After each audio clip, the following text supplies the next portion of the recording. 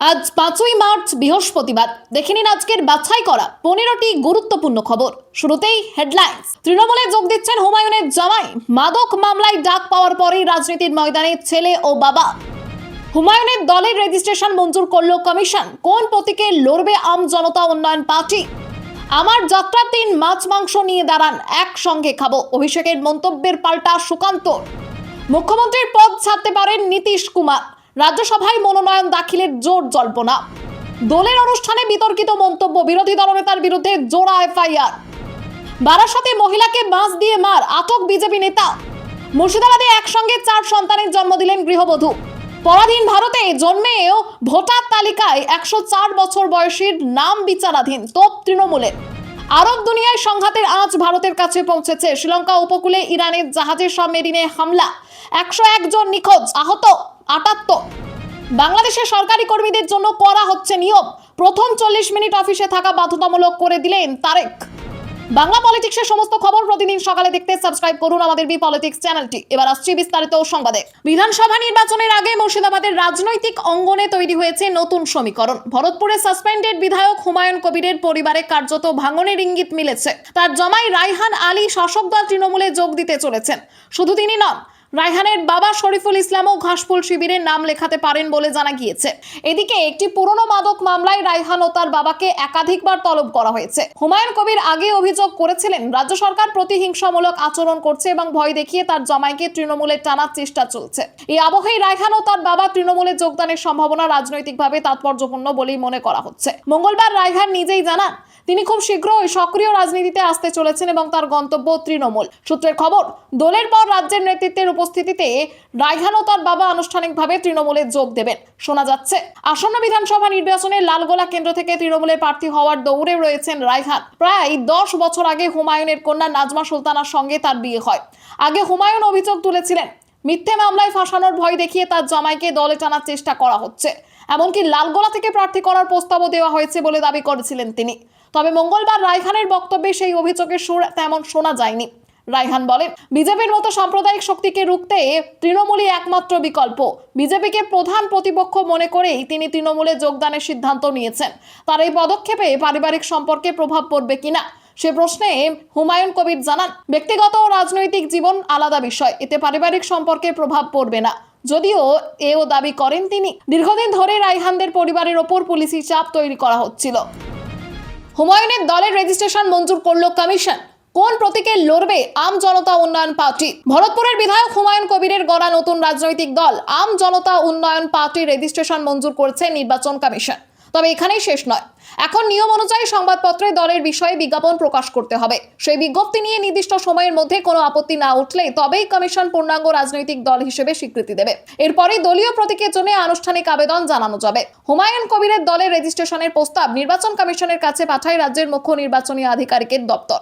CEO দপ্তর সূত্রে আগেই জানানো হয়েছিল প্রয়োজনীয় সমস্ত প্রক্রিয়া সম্পন্ন করেছে এজেইউপি এবং রাজনৈতিক দল হিসেবে স্বীকৃতি পাওয়ার শর্তও পূরণ করেছে।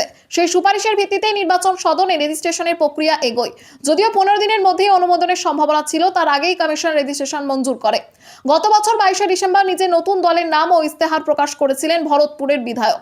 তার দাবি, দলের স্বীকৃতির জন্য আবেদন আগেই করা হয়েছিল। সূত্রের খবর, দলের সম্ভাব্য সদর দপ্তর বেলডাঙ্গা বা রেজিনগরে হতে পারে।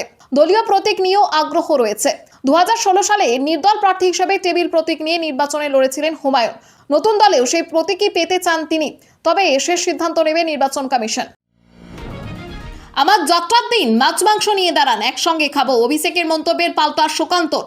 নির্বাচন যত এগোচ্ছে ততই নতুন ইস্যু সামনে আসছে। এবার মাছ মাংস খাওয়ার প্রসঙ্গ নিয়ে অভিষেক বন্দ্যোপাধ্যায় ও সুকান্ত মজুমদারের মধ্যে তীব্র রাজনৈতিক তরজা শুরু হয়েছে। তফসিলি সংলাপ কর্মসূচিতে অভিষেক অভিযোগ করেন বিজেপি মানুষের ব্যক্তিগত খাদ্যাভ্যাসে হস্তক্ষেপ করছে এবং বাংলায় কে কি খাবে তা নিয়ন্ত্রণের চেষ্টা চালাচ্ছে। তিনি বিজেপির পরিবর্তন যাত্রায় মাছ মাংস ডিম রান্না করে খাওয়ানোর কথা বলে কটাক্ষ করেন। জবাবে সুকান্ত মজুমদার বলেন, খাদ্যাভ্যাস সম্পূর্ণ ব্যক্তিগত বিষয়। কে মাছ মাংস খাবে বা কে খাবে না তা নিয়ে রাজনীতি করার কিছু নেই। অনেক বাঙালি ধর্মীয় কারণে নিরামিষ খান, আবার অনেকে আমিষ পছন্দ করেন। তিনি অভিষেককে চ্যালেঞ্জ ছুড়ে দিয়ে বলেন, যদি তিনি মাছ মাংস নিয়ে দাঁড়ান তাহলে দুজনে একসঙ্গে খাবেন। সুকান্ত আরও খোঁচা দেন যে ভোটের মুখে তৃণমূল ভয় পেয়েছে এবং অভিষেক মাছ মাংস ইস্যু ধরে বাঁচার চেষ্টা করছেন। রাজনৈতিক মহলের মতে ভোটের আগে আবেগ ও পরিচয়ের প্রশ্ন তুলে মেরুকরণের চেষ্টা নতুন নয়, তবে খাদ্যাভ্যাসের মতো দৈনন্দিন বিষয় রাজনৈতিক বিতর্কের কেন্দ্রে আসা অনেকের কাছেই বিস্ময়কর। মুখ্যমন্ত্রীর পদ ছাড়তে পারেন নীতিশ কুমার, রাজ্যসভায় মনোনয়ন দাখিলের জোর জল্পনা। বিহারের মুখ্যমন্ত্রী নীতিশ কুমার রাজ্যসভায় যাওয়ার জন্য মুখ্যমন্ত্রী পদ থেকে ইস্তফা দিতে পারেন, এই নিয়ে বিহারের রাজনীতিতে জল্পনা তীব্র হয়েছে। বিভিন্ন সংবাদ মাধ্যমের খবর অনুযায়ী বিজেপি তাকে রাজ্যসভায় পাঠাতে চায়। জনতা দল নেতৃত্ব চূড়ান্ত সিদ্ধান্ত নেবে। 5ই মার্চ নীতিশ কুমার মনোনয়ন জমা দিতে পারেন বলে চর্চা চলছে এবং তার কাগজপত্র প্রস্তুত। ওয়াকিবহল মহলের মতে নীতিশ জাতীয় রাজনীতিতে চলে গেলে বিহারের মুখ্যমন্ত্রীর পদ বিজেপির দাবি করতে পারে। এনডিএতে ক্ষমতা ভাগাভাগির ফর্মুলায় এই রদ বদল সম্ভব। নীতিশ পুত্র নিশান্ত কুমারকেও গুরুত্বপূর্ণ ভূমিকায় দেখা যেতে পারে। কেউ কেউ তাকে উপমুখ্যমন্ত্রী পদে ভাবছেন, যদিও আগে রাজ্যসভায় তার যাত্রা শুরুর কথা ছিল। শেষ বিধানসভা নির্বাচনে এনডিএ 243 আসনের মধ্যে 202টি আসনে জয়ী হয়। সম্প্রতি নীতিশ কুমার বিতর্কে জড়ান। গত ডিসেম্বরে পাটনায় সরকারি অনুষ্ঠানে এক তরুণী চিকিৎসকের নাকাব টেনে খুলে দেন, যা ভাইরাল হয়ে তীব্র সমালোচনার মুখে পড়েন তিনি। বিরোধীরা নিন্দা করেন এবং তার মানসিক স্বাস্থ্য নিয়ে প্রশ্ন তোলেন। দোলের অনুষ্ঠানে বিতর্কিত মন্তব্য, বিরোধী দলনেতার বিরুদ্ধে জোড়া এফআইআর। মঙ্গলবার দোল পূর্ণিমা বা দোল উৎসবের দিন কলকাতার বালিগঞ্জ ভবানীপুর এলাকায় শরৎ বোস রোডে একটি দোল উৎসব অনুষ্ঠানে যোগ দেন রাজ্যের বিরোধী দলনেতা শুভেন্দু অধিকারী। সেখানে তিনি বিতর্কিত মন্তব্য করেছেন বলে অভিযোগ তুলেছে ডিওয়াইএফআই। ডিওয়াইএফআই এর অভিযোগকারীর দাবি, শুভেন্দু অধিকারী বলেছেন, নাস্তিকতা, ধর্মনিরপেক্ষতা চলবে না, হিন্দুস্থানে হিন্দুদের রাজত্ব চলবে। এই মন্তব্যকে তারা দেশের সংবিধান বিরোধী, ধর্মনিরপেক্ষতা বিরোধী এবং মানুষের ধর্ম পালনের অধিকারের পরিপন্থী বলে অভিহিত করেছে। এই অভিযোগের ভিত্তিতে প্রথমে মঙ্গলবার বালিগঞ্জ থানায় অভিযোগ দায়ের করা হয়। পরে বুধবার ভবানীপুর থানায় শুভেন্দু অধিকারীর বিরুদ্ধে এফআইআর দায়ের করা হয়েছে। ডিওয়াইএফআই এর সদস্য জানিয়েছেন, রাজ্য প্রশাসন এখনো এই বিষয়ে কোনো ব্যবস্থা নেয়নি। তারা স্পষ্ট জানিয়েছেন, সংবিধান লঙ্ঘনের মতো অপরাধ বরদাস্ত করা হবে না এবং এদেশের ধর্মনিরপেক্ষতা ও সম্প্রীতির ঐতিহ্য রক্ষা করতে হবে। বারাসাতে মহিলাকে বাঁশ দিয়ে মার, আটক বিজেপি নেতা। উত্তর 24 পরগনার বারাসাতে সাত সকালে হুলস্থুল ঘটনা। বিজেপি নেতা সুদর্শন দাস এক মহিলা সুভদ্রা মণ্ডল অধিকারীকে বাঁশ ও শেকল দিয়ে বেধড়ক মারধর করেন বলে অভিযোগ। পুরনো গন্ডগোলের জেরে এই ঘটনা ঘটে। মহিলার মাথা ও পায়ে গুরুতর আঘাত লাগে। তাকে গুরুতর আহত অবস্থায় বারাসাত হাসপাতালে ভর্তি করা হয়েছে, যেখানে চিকিৎসা চলছে তার। হাসপাতালের বেডে বসে মহিলা জানান, কয়েকদিন আগে সুদর্শনের সঙ্গে তার গন্ডগোল হয়েছিল। শেষ পৌর নির্বাচনে সুভদ্রা বিজেপির হয়ে প্রতিদ্বন্দ্বিতা করেছিলেন। তৃণমূল কংগ্রেস ও স্থানীয়দের দাবি, বিজেপির অভ্যন্তরীণ গন্ডগোলের কারণে এই মারামারি। বারাসাত থানার পুলিশ সুদর্শন দাসকে আটক করে ঘটনা তদন্ত শুরু করেছে। বিজেপির তরফে দাবি করা হয়েছে, এটি দলের মধ্যে পুরনো ব্যক্তিগত গন্ডগোলের ফল। রাজনৈতিক দলের সঙ্গে এর কোনো সম্পর্ক নেই। পুলিশ যেন নিরপেক্ষ তদন্ত করে। মুর্শিদাবাদে একসঙ্গে 4 সন্তানের জন্ম দিলেন গৃহবধূ। মুর্শিদাবাদের সাগরপাড়ায় এক বিরল ঘটনা ঘটেছে। গত 16 ফেব্রুয়ারি রিম্পা মণ্ডল নামে এক গৃহবধূ একসঙ্গে 4 সন্তানের জন্ম দেন, 2 পুত্র ও 2 কন্যা সন্তান। বহরমপুরের একটি বেসরকারি হাসপাতালে ডাক্তার অভিরূপ বন্দ্যোপাধ্যায় এবং ডাক্তার ভোলানাথ আইচের তত্ত্বাবধানে সিজারিয়ানের মাধ্যমে প্রসব সম্পন্ন হয়। গর্ভাবস্থায় ইউএসজিতে চিকিৎসকেরা 3 সন্তান দেখেছিলেন, কিন্তু অপারেশনের সময় 4টি শিশুর অস্তিত্ব প্রকাশ পায়। শিশুরা কম ওজন ও শ্বাসকষ্ট সহ বিভিন্ন সমস্যায় ভুগছিল বলে তাদের দ্রুত মুর্শিদাবাদ মেডিকেল কলেজ ও হাসপাতালের এসএনসিইউ বিভাগে স্থানান্তরিত করা হয়। মা রিম্পাকেও সেখানে ভর্তি করা হয়। চিকিৎসকদের যত্নে সকল শিশু সম্পূর্ণ সুস্থ হয়ে ওঠে। পরে তাদের পরিবারের হাতে তুলে দেওয়া হয়। শিশুদের নাম রাখা হয়েছে কার্তিক, গণেশ, লক্ষ্মী ও সরস্বতী। শিশুদের বাবা বিশ্বজিৎ মুখার্জি ও মা রিম্পা মণ্ডল চিকিৎসকদের পরিষেবায় অত্যন্ত খুশি। এই বিরল ঘটনায় গোটা এলাকায় খুশির হাওয়া বইছে। পরাধীন ভারতে জন্মেও ভোটার তালিকায় 104 বছর বয়সীর নাম বিচারাধীন তোপ তৃণমূলের। পশ্চিমবঙ্গে বিধানসভা নির্বাচনের আগে চূড়ান্ত ভোটার তালিকা নিয়ে বিতর্ক তীব্র হয়েছে। এসআইআর প্রক্রিয়ায় বিপুল সংখ্যক বৈধ ভোটারের নাম কাটা পড়েছে এবং অনেকে বিচারাধীন হিসেবে চিহ্নিত করা হয়েছে।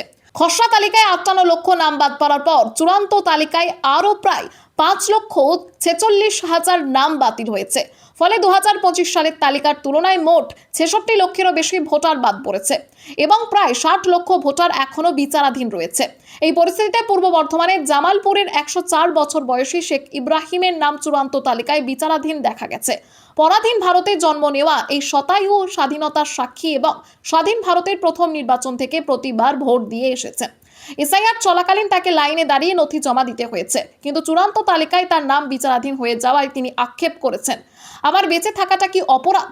দেশে নির্বাচন শুরু হওয়ার আগে থেকে ভোট দিচ্ছি, এখন আমিই নাকি বিচারাধীন? তৃণমূল কংগ্রেস এই ঘটনাকে মর্মান্তিক ও লজ্জাজনক বলে এক্সে তোপ দেখেছেন। দলের পোস্টে বলা হয়েছে, স্বাধীনতার ভোরে সাক্ষী এই ব্যক্তিকে এখন বৈধ ভোটার হিসেবে বিবেচিত করা হচ্ছে না। টিএমসির অভিযোগ, বিজেপি ও নির্বাচন কমিশনের কঠোর এসআইআর প্রক্রিয়া গণতান্ত্রিক কণ্ঠস্বরকে পরিকল্পিতভাবে হয়রানি করছে। এই অন্যায়ের বিরুদ্ধে তারা লড়াই চালিয়ে যাবে। এদিকে ভোটার তালিকা নিয়ে প্রতিবাদে মুখ্যমন্ত্রী মমতা বন্দ্যোপাধ্যায় 6 মার্চ ধর্মতলায় ধর্নায় বসবেন। অন্যদিকে 8 মার্চ জাতীয় নির্বাচন কমিশনের ফুল বেঞ্চ রাজ্যে আসছে ভোটের প্রস্তুতি খতিয়ে দেখতে। আরব দুনিয়ার সংঘাতে আজ ভারতের কাছে পৌঁছেছে শ্রীলঙ্কা উপকূলে ইরানের জাহাজে সাবমেরিনের হামলা। 101 জন নিখোঁজ, আহত 78। আরব দুনিয়ার সংঘাতের আজ ভারতের কাছে পৌঁছে গেছে। শ্রীলঙ্কার উপকূলের কাছে এক ইরানি জাহাজে ভয়াবহ বিপর্যয় ঘটেছে। শ্রীলঙ্কার নৌবাহিনী ও প্রতিরক্ষা মন্ত্রকের সূত্র অনুযায়ী ইরানি জাহাজটিতে সাবমেরিন থেকে হামলা চালানো হয়েছে। ঘটনায় অন্তত 101 জন নিখোঁজ ও 78 জন আহত হয়েছেন। আক্রান্ত জাহাজ থেকে শ্রীলঙ্কার বাহিনী অন্তত 30 জনকে জীবিত উদ্ধার করেছে, যাদের নিকটবর্তী চিকিৎসা কেন্দ্রে নেওয়া হয়েছে। আহতদের মধ্যে কয়েকজনের অবস্থা আশঙ্কাজনক। ঘটনাটি শ্রীলঙ্কার জলসীমার অদূরে ঘটেছে। এটি দুর্ঘটনা না পরিকল্পিত হামলা তা নিয়ে ধোঁয়াশা রয়েছে। আমেরিকার হাত থাকার আশঙ্কাও করা হচ্ছে। এর আগে ইরান ইসরায়েল সংঘাতের পর ওমান উপকূলে এক তেলবাহী জাহাজ MKD ভিয়ম এ মানববিহীন ড্রোনের আঘাতে আগুন লাগে, যাতে এক ভারতীয় নাবিকের মৃত্যু হয়। জাহাজটি মার্শাল দ্বীপপুঞ্জের পতাকাবাহী ছিল এবং 59,463 মেট্রিক টন পণ্য বোঝাই ছিল। হামলাটি মাস্কাট গভর্নরেটের পোর্ট সুলতান কাবুস থেকে প্রায় 52 নটিক্যাল মাইল উত্তর পশ্চিমে ঘটে। জাহাজে 21 জন নাবিক ছিলেন, 16 জন ভারতীয়, 4 জন বাংলাদেশি ও 1 জন ইউক্রেনীয়। বাকিদের উদ্ধার করে পানামর বাণিজ্যিক জাহাজ MV স্যান্ট ওমানের সামুদ্রিক নিরাপত্তা কর্তৃপক্ষ উদ্ধার কাজে সমন্বয় করে এবং রয়্যাল নেভি অফ ওমান নৌযান মোতায়েন করেছে। বাংলাদেশের সরকারি কর্মীদের জন্য করা হচ্ছে নিয়ম। প্রথম 40 মিনিট অফিসে থাকা বাধ্যতামূলক করে দিলেন তারেক। বাংলাদেশের তারেক রহমানের নেতৃত্বাধীন বিএনপি সরকার সরকারি কর্মচারীদের অফিসে উপস্থিতি নিয়ে নতুন কড়া নির্দেশিকা জারি করেছে। মন্ত্রী পরিষদ বিভাগের একটি নির্দেশিকা অনুযায়ী প্রত্যেক সরকারি কর্মচারীকে প্রতিদিন সকাল 9টার মধ্যে অফিসে পৌঁছতে হবে এবং অন্তত প্রথম 40 মিনিট নিজের দপ্তরে সশরীরে উপস্থিত থাকতে হবে। নির্দেশিকায় বলা হয়েছে, অনেক কর্মচারী অফিস যাওয়ার পথে ব্যক্তিগত কাজ সেরে ফেলেন বা সেমিনার, ওয়ার্কশপ, অতিথি বক্তৃতার মতো কাজের সূচি অফিসে সময়ে রাখেন, যার ফলে নির্ধারিত সময়ে তাদের পাওয়া যায় না। এতে সাধারণ মানুষ ও অন্য দপ্তরের কাজ ব্যাহত হয়। তাই এইসব কাজ অফিসে পৌঁছানোর আগে বা প্রথম 40 মিনিটের মধ্যে করা যাবে না। ব্যক্তিগত প্রয়োজনে অফিস ছাড়তে হলে সংশ্লিষ্ট কর্তৃপক্ষের অনুমতি নিতে হবে। 2019 ও 2024 সালের নিয়ম উল্লেখ করে এই নির্দেশিকা জারি করা হয়েছে। তবে জরুরি পরিষেবা, হাসপাতাল, শিক্ষা প্রতিষ্ঠান, কারা, নিরাপত্তা বিভাগ সহ কিছু ক্ষেত্রে এই নিয়মের ব্যতিক্রম থাকবে। গত মাসে ক্ষমতায় আসার পর তারেক রহমানের সরকার অন্তর্বর্তীকালীন সরকারের একাধিক নিয়ম বাতিলের পাশাপাশি সরকারি কর্মচারীদের শৃঙ্খলা আরও কঠোর করার বার্তা দিয়েছে। খবর আজকের মতো এখানেই শেষ। আবার আসছি আগামীকাল সকালে। পরবর্তী খবরের জন্য সাবস্ক্রাইব করুন আমাদের বি পলিটিক্স চ্যানেলটি।